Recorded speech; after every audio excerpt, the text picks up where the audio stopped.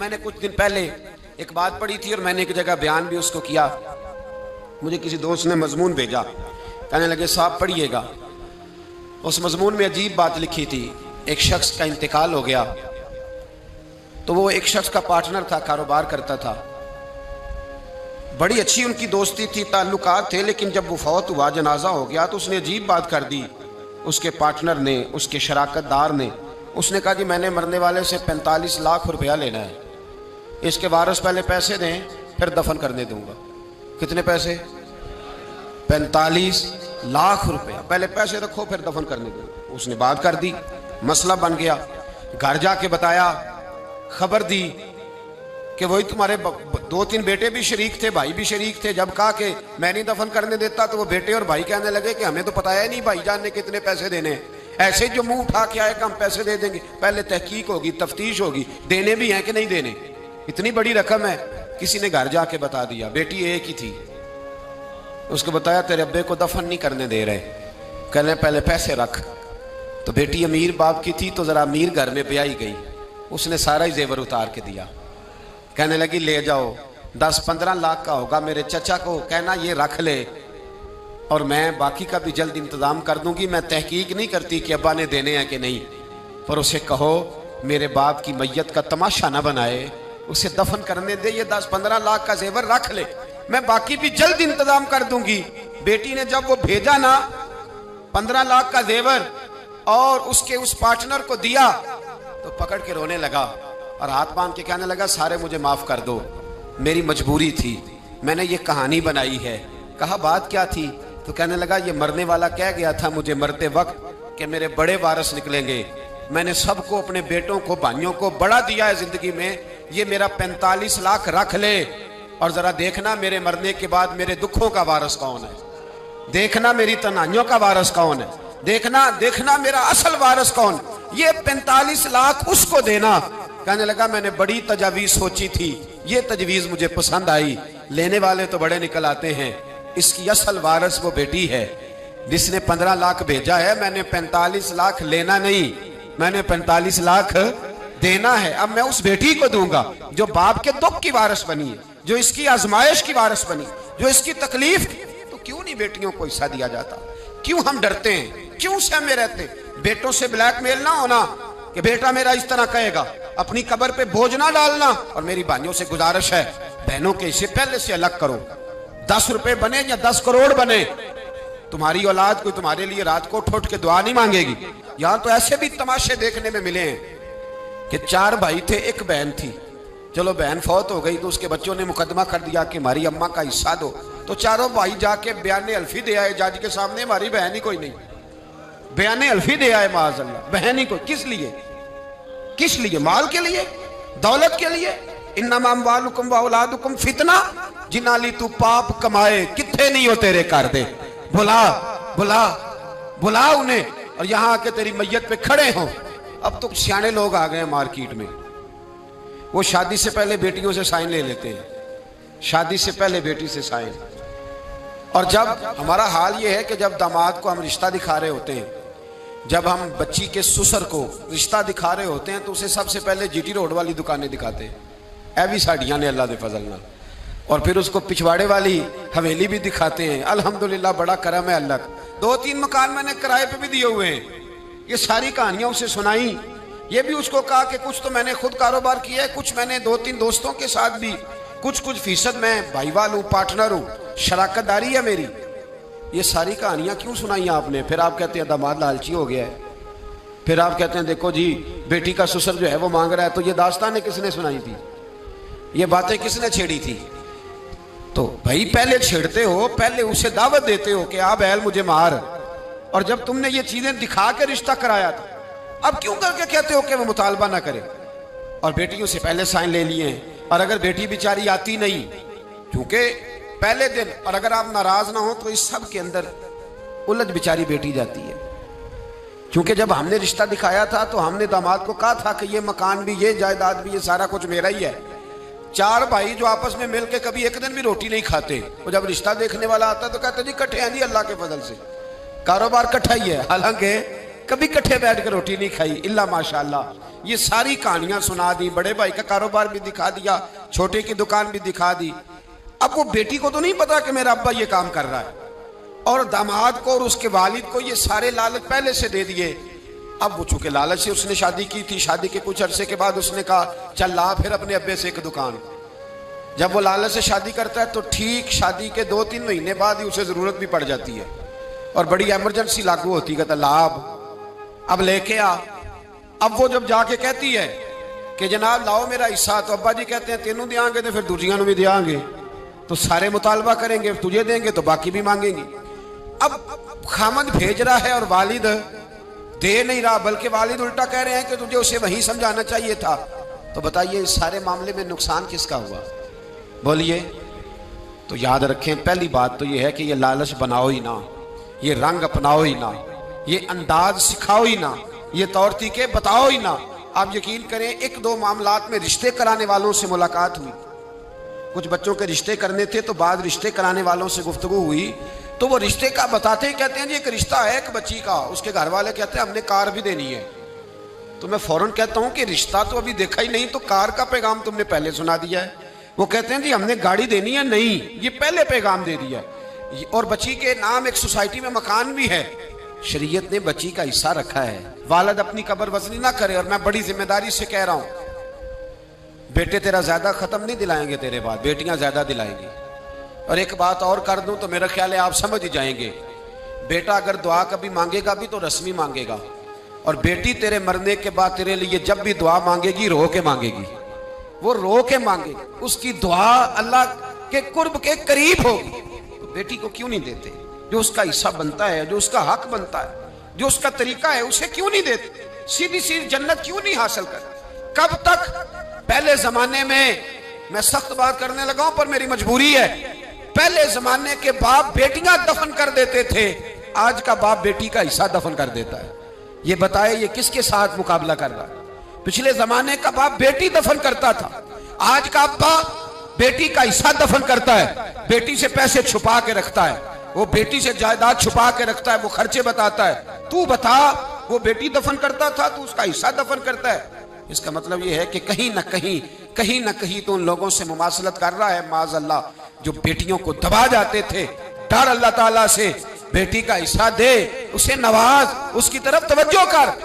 हजरत साद बिन अबी वकास रदी अल्लाह ताला अन्हु कहते मैं बीमार हो गया, तो मेरा दिल किया, मेरी एक बेटी थी, मेरा दिल किया मैं सारा माल सदका कर दूं। मैंने महबूब की बारगाह में अर्ज की, हुजूर मेरी एक की बेटी है, दिल करता है सारा सदका कर दूं। तो महबूब फरमाने लगे अपनी बेटी को दे, ऐसे ना हो तेरी बेटी बाद में लोगों के हाथ देखती फिरे, इसे दे, बेटी को नवाज, बेटी को दिया कर।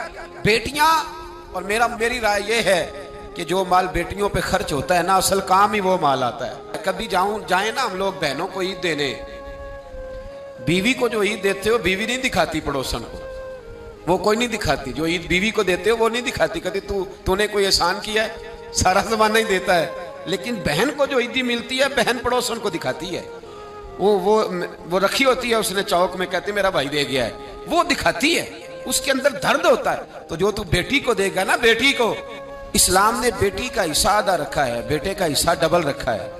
लेकिन मैंने ये जुमला बोला है कि अगर गौर से देखा जाए तो बेटी का हिस्सा ज्यादा है। क्यों भला? इसलिए कि बेटी का हिस्सा तो रखा गया है, पर बेटी के जिम्मे हक कोई नहीं रखा गया। बेटी का हिस्सा रखा गया है पर उसकी जिम्मेदारी, बेटी जब तक बेटी होगी तब तक बाप की जिम्मेदारी है, और जब वो बीवी होगी फिर वो शौहर की जिम्मेदारी है, और जब वो माँ होगी फिर वो बेटों की जिम्मेदारी है। उसकी जिम्मे कोई चीज नहीं लगाई गई, इस पर जरूर तवज्जो करनी है आप हजरात। औरत के जिम्मे कोई चीज देखे ना, नान नफका शरीयत में खामद की जिम्मेदारी है, रहने को मकान देगा, पहनने को कपड़ा देगा, औरत की जरूरियात का ख्याल रखेगा, ड्यूटी किसकी? खामद की। और जब उससे कबल वो अपने बाप के घर में थी तो ड्यूटी किसकी थी? वालिद की। वालिद उसको कपड़े लेके देगा, वालिद, किसी जगह शरीयत में ये मौजूद नहीं है कि बेटी खुद जाके कमा के लाएगी, बाप की जिम्मेदारी। और जब शादी हो गई तो फिर खामद की जिम्मेदारी, और जब वो माँ बन गई तो फिर तो मेरे महबूब ने कमाल ही कर दी। फरमाया बेटा जब जन्नत ढूंढने निकलेगा तो उसे मिले ही माँ के कदमों के नीचे। तो बात ही खत्म हो गई, फिर वो जिम्मेदारी। एक सहाबी ने कहा या रसूल अल्लाह सल्लल्लाहु तआला अलैहि वसल्लम, मेरा सबसे कीमती पैसा कौन सा है जो मैं खर्च करूं तो मुझे सबसे ज्यादा अजर मिले? तो महबूब ने फरमाया, जो तो अपने माँ बाप पे खर्च करेगा अल्लाह उसका अजर तुझे सबसे ज्यादा अता फरमाएगा। तो औरत की कोई जिम्मेदारी, लेकिन उसका हिस्सा शरीयत ने फिर भी और देखे कई जगहों पे रखा है। अगर बीवी है तो 8वां हिस्सा है, बीवी का भी 8वां हिस्सा, बोले तो सही ना। खामन की जायदाद में बीवी हिस्सेदार है, माँ है तो बाज मसाइल में बाज़ औक़ात छठा हिस्सा माँ बाप का भी मौजूद है, और बेटी है तो 1/3 हिस्सा उसका भी मौजूद है। तो हिस्सा बीवी का हर जगह पे है। वसीयत माँ भी जायदाद में, बेटे की जायदाद में हिस्सा है। वसीयत बीवी के खामन की जायदाद में भी हिस्सा है, और वसीयत बेटी के बाप की जायदाद में भी उसका हिस्सा उसका है, पर उसकी जिम्मेदारी। तो फिर बताइए, इस्लाम ने ज्यादा दिया है कि कम दिया है? ड्यूटी तो मर्द की ज्यादा है, ना नफका भी इसने देना है, ख्याल भी इसने रखना है, औरत का हिस्सा। अब एक पहलू तो ये है लिबरल लोगों का, एक मामला मेरा और आपका है। इस्लाम ने भी हिस्सा रख दिया, कानून ने भी हिस्सा रख दिया है, लेकिन कोई हिस्सा देने को तैयार क्यों जी? अल्लाह ने रखा नहीं है बेटी का हिस्सा, बेटी हकदार नहीं। तो हिस्सा सिर्फ उसका नहीं है जिसकी 1.5 मुरब्बा जमीन है, जिसका 5 मरले का मकान है, उसकी बेटी का भी हिस्सा बनता है, उसकी बेटी का भी हिस्सा।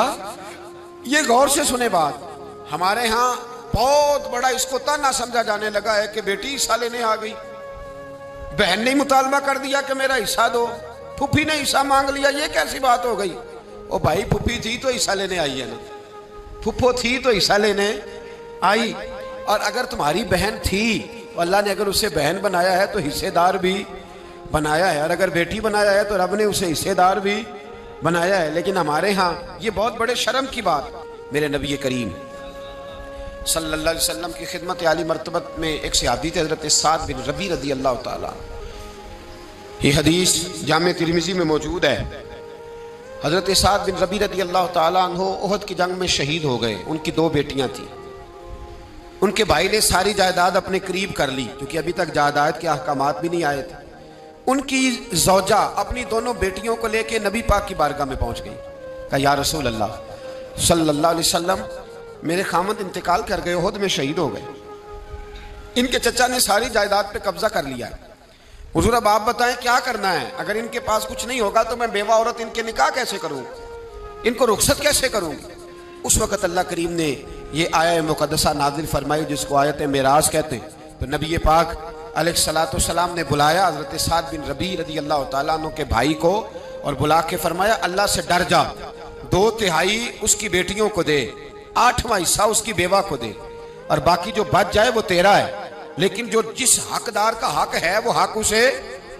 और मैंने कई ऐसे भी बाप देखे हैं माशाल्लाह, बड़ी जायदाद थी, पर जाने से पहले पहले बेटों को बुलाया, कहने लगे इधर आओ, मेरे से नाम करा लो, बाद में कहीं मेरे भाई ना उठ खड़े हो, कहीं तुम्हारा बहनोई ना दावा कर दे। सारा बेटों के नाम कर गए, पीछे बच गई माँ, 8वां हिस्सा बीवी का। इस हदीस में जामे तिरमिज़ी में मैंने अर्ज किया, माँ बच गई। अब वो बेचारी, बड़ा भाई कहता है छोटे के पास रहेगी, छोटे से प्यार ज्यादा है, और छोटा कहता है मेरे बच्चे ज्यादा हैं, कमरा ही कोई नहीं खाली। वो कहाँ रहे, वो बूढ़ी अम्मा किधर जाए भला? अगर खामन सारे बेटों के नाम जो कर गया था तो किसी कोने की कोई एक दुकान अपनी ज़ौजा को भी दे जाता। कोई अगर अगर कोई प्लाट किसी जगह उस बेचारी के नाम भी कर जाता जिसका शरीयत ने हिस्सा रखा था। अगर अपनी जिंदगी में हिबा कर रहा था, विरासत तो मरने के बाद होती है, अगर हिबा कर ही रहा था तो कुछ थोड़ा उसको भी दे देता, जिसने बच्चों को पाला था, कोई थोड़ा सा उस बेचारी के हिस्से में भी आ जाता, चलो उसका भी बुढ़ापा वकार से गुजर जाता। लेकिन बेटों को नवाजते नवाजते लोगों ने बड़े बड़े हक जाया किए, बेटों को पालते पालते बड़े बड़े हक जाया किए। मैं कह चुका हूं, इस दर्द से बेटी बाप से प्यार करती है। मेरे नबी पाक अलैहिस्सलाम की हदीस में मौजूद है, हुजूर ने फरमाया बेटियां तो बड़ी प्यारी होती हैं। ये लफ्ज एक हदीस में हुजूर ने फरमाया बेटियां तो बड़ी प्यारी होती हैं, ये तो बाप की जुएं भी निकाल देती है। ये महबूब ने जुमला फरमाया, तो जुएं तक निकाल देती है अब्बा के सर से, तो बड़ी प्यारी होती। तो मेहरबानी फरमाया बेटी को उसका असल हक दें, जायदाद में उसे हिस्सेदार बना, बीवी को उसका हक दें। अगर किसी वजह से आप समझते हैं कि वालिद ने यह काम सही नहीं किया, तो आप अपने बाप की कब्र से बोझ उतार दें, अपनी बहन को जो उसका हक बनता है उसे दें। भाई ये जुर्रत करें, भाई ताकत का मुजाहरा करें, भाई हिम्मत करें, दें बहनों को, क्यों नहीं दिया जा रहा? वालिद की जायदाद से हक है, हिस्सा है उनका, उस हिस्से को लेना उनके लिए बड़ा जरूरी। हमारे कुछ बूढ़ों का ये भी ख्याल होता है जिसने 4 दिन पैर ज्यादा दबा दिए, 2-4 एकड़ जमीन उसके नाम हो गई, पैर जो ज्यादा दबाए, जो जरा 4 दिन करीब ज्यादा बैठा उसको हल्का हल्का नवाजना शुरू कर दिया। ये तरीका मामूद नहीं। हजरत नौमान बिन बशीर रदी अल्लाह तआला अन्हु फरमाते हैं, अबू दाऊद शरीफ की हदीस है, फरमाते मैं हुजूर सैयद आलम अलैहिस्सलाम का गुलाम था और मेरा एक भाई था, वो अक्सर नहीं आया करता था। मेरे वालिद गिरामी ने, वो हुजूर की बारगाह में कम आता था, और एक रवायत में शारिह ने यहां तक भी लिखा है कि शायद वो भाई मुसलमान भी नहीं थे। तो नबी पाक सल्लल्लाहु तआला अलैहि वसल्लम की बारगाह में मैं रहता था, तो हज़रत नौमान बिन बशीर फरमाते हैं मेरे अब्बा जी ने मुझे एक घोड़ा खरीद के दिया, तोहफे में हिबा किया। और फिर वो आए नबी पाक की बारगाह में, अर्ज करने लगे या रसूल अल्लाह सल्लल्लाहु अलैहि वसल्लम मैंने इसे घोड़ा दिया है। इसकी माँ कहती थी जब तू हिबा करने लगे ना घोड़ा तो नबी पाक को गवाह बना लेना, हुजूर को गवाह बना के घोड़ा देना बेटे को। तो महबूब ने देखा, फरमाने लगे सिर्फ इसे ही घोड़ा दिया है कि दूसरे बेटे को भी दिया है? दूसरे को भी दिया है? कहा नहीं हुजूर इसे ही दिया है। तो नबी पाक फरमाने लगे फिर गुनाह और ज्यादती पर मुझे गवाह बनाने आ गए हो, फिर जुल्म पर मुझे गवाह बनाने आ गए। लफ्ज़ है हदीस के, फरमा फत्तकुल्लाह फअदिलू औलादकुम, अल्लाह से डर और अपनी औलाद में इंसाफ कर, अपनी औलाद में इंसाफ कर। इनके लिए इंसाफ और अदल का तराजू सही तरीके से थाम, एक को कोई चीज हिबा की है तो दूसरे को भी वो चीज लेके दे, ज्यादती ना कर, जुल्म ना कर। हमारे यहाँ एक आग का लफ्ज बोला जाता है फलाने बच्चे को, अब तो खैर एक पूरा अखबार का सफा होता है जिसमें आग का लफ्ज लिखा होता है। आग का जो जुमला है उसमें इतनी तो गुंजाइश है कि मैं इसके कौल फेल का जिम्मेदार नहीं, लेकिन उस बच्चे को आप जायदाद से महरूम नहीं कर सकते। आप जो उसका हक विरासत है उससे महरूम करने की शरीयत इजाजत। जाग रहे हैं आप लोग? समझ आ रही है मेरी बातों की? थोड़ी थोड़े खुश्क मौजू भी सुनने चाहिए, फायदा देते हैं। ये मौजूआत भी जरा जरूरी होते हैं, इनको भी सुनना चाहिए, याद करने वाली चीजें, याद रखने वाली। रोज आया होता है इश्तिहार मैंने आग कर दिया, भाई आप आग नहीं कर सकते। कहते ये मेरा नाफरमान है। कितने लोग हैं जो अल्लाह के नाफरमान है? अल्लाह रोटी देता है कि नहीं? जमीन के ऊपर जगह देता है कि नहीं देता? आसमान की छत अता फरमाता है कि नहीं? तो अगर रब करीम की रहमत फरमाए कि तू तो नाफरमान है। नबी पाक सल्लल्लाहु ताला अलैहि वसल्लम एक दिन गुजर रहे थे तो एक बकरी का बच्चा मरा हुआ था। तो महबूब सहाबा से फरमाने लगे तुम्हारे ख्याल में बकरी के इस बच्चे की क्या कदर होगी मालिक की नजर में? तो सहाबा कहने लगे या रसूल अल्लाह सल्लल्लाहु अलैहि वसल्लम कोई कदर होती तो रूढ़ी के ढेर पे मरा हुआ फेंकता, अगर इसकी कदर होती तो इसे घर के अंदर बाड़े के अंदर बांध के रखा जाता। नबी पाक अलैहिस्सलाम फरमाने लगे सुन लो, अल्लाह की नजर में दुनिया के माल की कीमत इस मरे हुए बकरी के बच्चे से भी कम है। फरमाया अगर रब करीम की नजर में दुनिया के माल की कीमत मच्छर के पर के बराबर भी होती तो अल्लाह काफिर को कभी दौलत ना देता, अल्लाह अपने और अपने महबूब के मुनकर को कभी दुनिया न देता। उसने दी है ना, बल्कि काफिरों को मुसलमानों से ज्यादा दी है। तो इसका मतलब है अल्लाह की नजर में इसकी कोई अहमियत नहीं। तो क्यों आग करते हैं औलाद को? अगर किसी जगह वो नाफरमान है तो क्या इससे बड़ा उसके लिए कोई और नुकसान होगा कि बाप की दुआओं से निकल गया है, अम्मा की दुआएं उसे हासिल नहीं? तो आप ये तो कह सकते हैं कि मैं कौल फेल का जिम्मेदार नहीं, ये नहीं कह सकते कि मेरा जायदाद में इसका कोई हिस्सा नहीं, उसे हिस्सा दिया जाए। शरीयत ने उसका हिस्सा रखा है, नाफरमान का भी हिस्सा है शरीयत में होना। और एक बात और, अगर बच्चे नाबालिग हों, अगर बच्चे हों नाबालिग तो फिर ये बहुत बड़ी जिम्मेदारी है सरपरस्तों की। दादा अगर मौजूद है, ताया अगर मौजूद है, चचा अगर मौजूद है तो मेहरबानी करे वो सही तकसीम करे, इसलिए कि अब दो हैसियतें, एक तो वो वारिस हैं और दूसरे नाबालिग हैं। और नाबालिग का हुक्म यतीम का होता है, और यतीम के सर पे अगर आप हाथ रखेंगे तो मेरे रसूल पाक सल्लल्लाहु अलैहि वसल्लम ने फरमाया दुनिया में अल्लाह की नज़र में सबसे बेहतरीन घारी वो है जिसमें कोई यतीम रहता हो और उसके साथ अच्छा सलूक किया जाता हो। तो मेरे अजीज याद रखें फिर उनका हिस्सा। और एक और बात भी बड़ी काबिल तवज्जो है, इस पर खास गौर करें। वो यतीम अगर करोड़पति भी है, अरबों रुपया उसके पास है, तो अपनी मर्जी से वो पैसा खर्च नहीं कर सकता जब तक कि बालिग नहीं हो जाता। शरीयत उसको इजाजत नहीं देती, अभी बालिग नहीं। हमारे यहाँ लंबे चौड़े खत्म होते हैं, कहते हैं लाओ 2-4 लाख रुपया, बहुत बड़ा इसाले सवाब कुल शरीफ करने हैं 10वां, बिल्कुल करें, कोई मना नहीं है, किसी जगह शरीयत पाबंद नहीं करती। लेकिन गुजारिश ये है कि वो चचा अपने माल से करे, ताया जी अपने माल से करें, दादा जान अपने माल से करें। अगर दोस्तों रिश्तेदारों को ज्यादा ख्वाहिश है तो वो अपने माल से करें, लेकिन वो यतीमों के माल से साले सवाब भी नहीं किया जा सकता जब तक कि वो बालिग ना हो जाए। हाँ, उसमें से जो उनकी वालदा का हिस्सा आता है वो अगर अपनी खुशी से देती है तो मामला एक अलग है। लेकिन मेरे भाई, यतीम के साथ अच्छा सलूक करना, उसके माल का ख्याल रखना, उस पर तवज्जो करना। जहाँ जो वारस बन जाता है उसको खुली छुट्टी हो जाती है, वो जो मर्जी करता फिरता है, तो याद रखे इस माल का, इस तकसीम विरासत में उन लोगों से पूछा जाएगा, उनसे सवाल होगा जो लोग ये काम करते हैं। और फिर मजे की बात यह है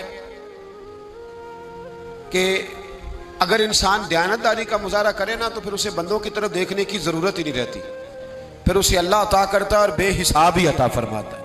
वयरज़ुक़हु मिन हैसु ला यहतसिब, अल्लाह फरमाते हैं मैं तुझे वहां से फिर रोजी दूंगा जहां से तेरा कभी गुमान भी नहीं किया होगा।